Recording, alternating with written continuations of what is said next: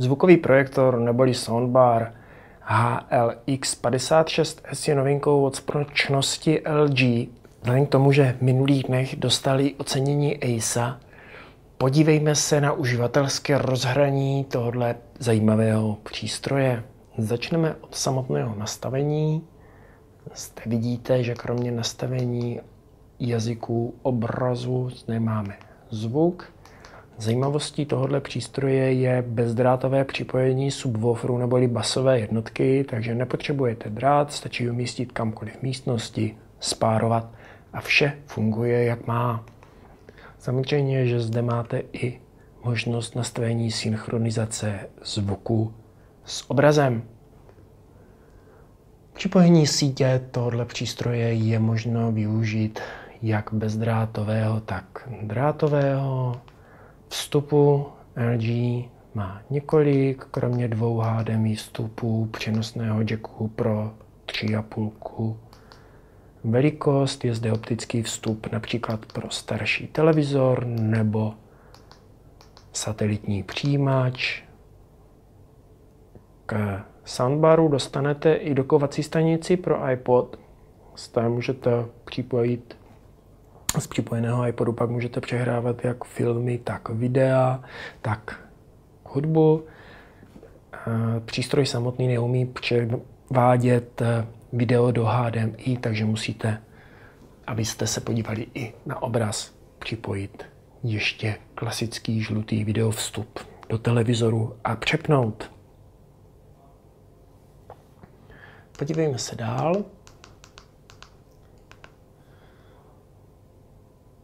Přístroj umí přehrávat jak z Blu-raye, DVD, USB, iPodu, tak i z počítačové sítě. Pokud nasdílíte filmy, hudbu, tak se dostanete i k vašim filmům umístěným na pevném disku.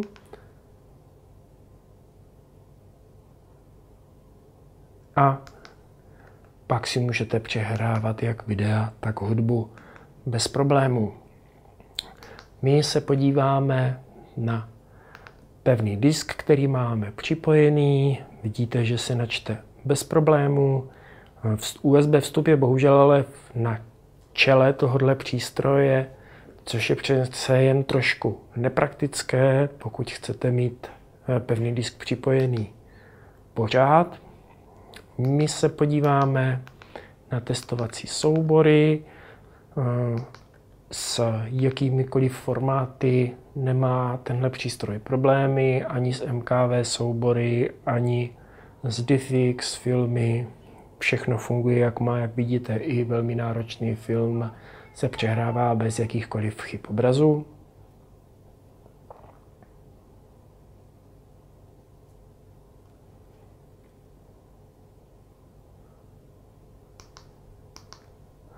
Stejně tak samozřejmě není problém s DTS zvukem.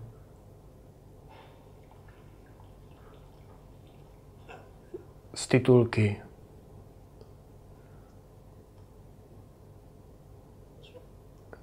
Abychom se podívali a ověřili si funkčnost českých znaků, podíváme se na testovací soubor.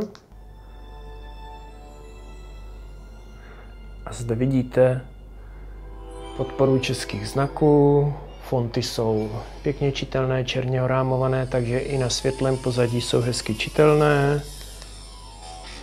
V dalších nastaveních si vybíráte i kódovou stránku, titulek, případně formát obrazu. Menu má 3 možnosti. Zobrazení. Tady vidíte všechny 3. Některé z nich jsou méně přehledné, některé více. Drobnou nepříjemností pro některé může být umístění souboru odděleně. Vždy, když chcete přepínat mezi filmy a například poslechem hudby, vždycky se musíte vrátit do základního menu a zvolit příslušnou položku. Samozřejmostí v posledním čase je tzv. Premium obsah, což je online obsah společnosti LG. Zde jsou k dispozici různé aplikace, videa na YouTube, videa ze Stream.cz, Fanspot, internetová rádia, počasí, různé hry. Na téhle aplikaci si ukážeme, jak rychle se to načítá. Chvilku budeme čekat.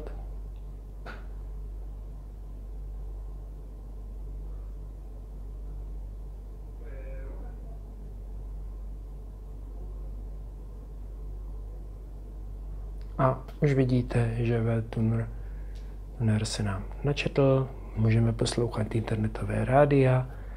Přístroj detekuje, v které zemích jsme a korektně nám nabídne české stanice. My ovšem můžeme volit i své oblíbené, populární, případně zde se dají hledat vaše vlastní, pokud víte přesně, jak se daná stanice jmenuje.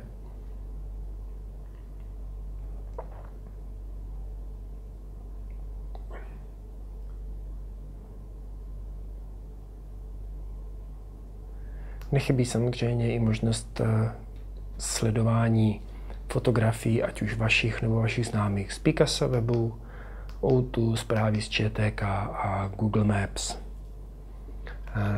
Nově nám zde přibylo, když jsme právě dělali dnes aktualizaci firmwareu, položka LG aplikace. V téhle položce se dají potom přidávat různé zajímavé aplikace, které společnost LG bude nabízet. Aktuálně to ještě pro naši zem, akorát aktuálně to není dostupné.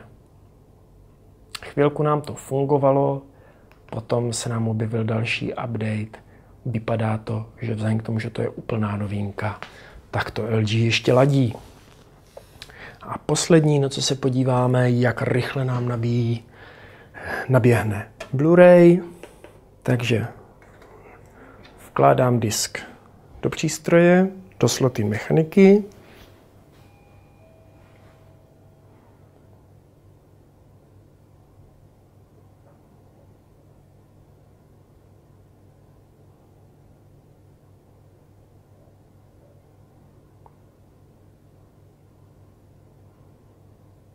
A chvilku čekáme, než nám to opět naběhne.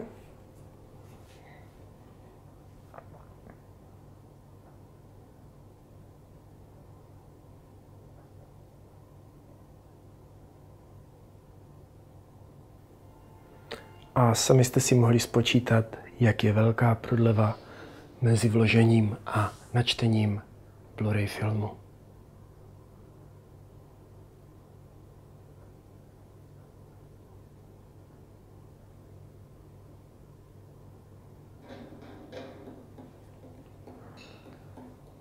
A s pohledem na Austrálii se s vámi rozloučíme.